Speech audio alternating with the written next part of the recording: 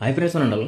So చాలామంది ఇలా అంటూ ఉంటారు, సో నాకు 10K వస్తుంది సరిపోతుంది నా లైఫ్కి, సో 25K వస్తుంది 30K వస్తుంది కానీ సరిపోవట్లేదు, ఎక్కడ వేసిన కూడా అక్కడ ఉన్నట్టుగా ఏం సరిపోవట్లేదు ఇన్కమ్, ఇట్లా నెలకు వస్తుంది ఇలా వెళ్ళిపోతుంది అని చాలామంది మాట్లాడుతూ ఉంటారు.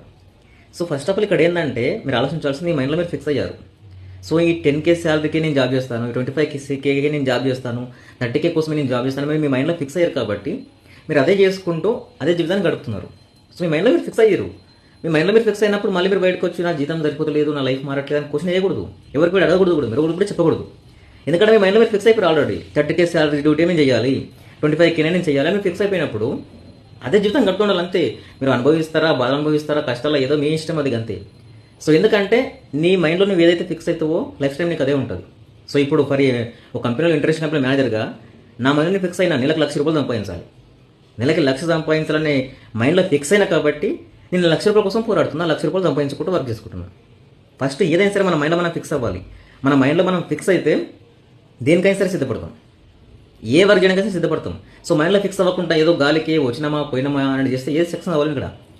సో నువ్వు 10,000 జాబ్ అన్నప్పుడు 10,000 కోసం ఫిక్స్ అయినావు కాబట్టి 10,000 జాబ్ చేస్తున్నావు. సో నేను ₹1,00,000 కావాలనుకుంటున్నాను కాబట్టి ₹1,00,000 ప్రయత్నిస్తున్నాను. ఏదైనా సరే నీ మైండ్లో ఏదైతే ఉంటుందో అది జరుగుతుంది. నీ మైండ్లో నువ్వు 10,000 వదిలేసి ₹1,00,000 సంపాదించడం కోసం పరిగెత్తు. అవకాశాలు లేవా? చాలా అవకాశాలు ఉన్నాయి ఇండియాలో, చాలా అవకాశాలు ఉన్నాయి. నీ కళ్ళ మూడ కనబడతాయి. ఇట్లా 1,00,000 సంపాదిస్తున్నారు, 4,00,000 సంపాదిస్తారు, 5,00,000 సంపాదించి నీ కళ్ళ మూడ కనిపిస్తాయి. కానీ మరి ఫిక్స్ అవ్వలేవు కదా. నేను ₹1,00,000 సంపాదించాలి, 2,00,000 సంపాదించి మైండ్లో ఫిక్స్ అవ్వలేవు. నువ్వు ఫిక్స్ అయింది 10,000 20,000 కోసం నువ్వు ఫిక్స్ అయినావు. సో కాబట్టి దానికోసం సంపాదించుకుంటూ అవే జీతం గడుపుకుంటూ నెలకి ఇట్లా వచ్చినాయి, ఇట్లా వెళ్ళిపోయినాయా, తర్వాత మొత్తం అప్పులు చేసుకున్నా ఇదేగా. నీ మైండ్లో ఫిక్స్ అయింది అది కాబట్టి నువ్వు దాన్నే అనుభవించుకుంటూ వెళ్ళిపోవాలి. మళ్ళీ బయటకు వచ్చి 10 మందిలో కూర్చొని నాకు జీవితం సరిపోతలేదు, నాకు 20,000 వస్తుంది సరిపోతలేదు, ఇలాంటి చెత్త మాటలు మాడకూడదు. అది మైండ్లెస్ మాటలు అవన్నీ. నీ మైండ్లో ఫిక్స్ అవ్వు, ₹1,00,000 సంపాదించి ఫిక్స్ అయ్యి ₹1,00,000 వరకు కోసం పని చేసుకుంటావు, 1,00,000 వస్తాయి. చేసే పనేమో కొంచెము, ఆశించేదేమో పెద్దగా, ఎడికెళ్ళి వస్తుంది, రాదు.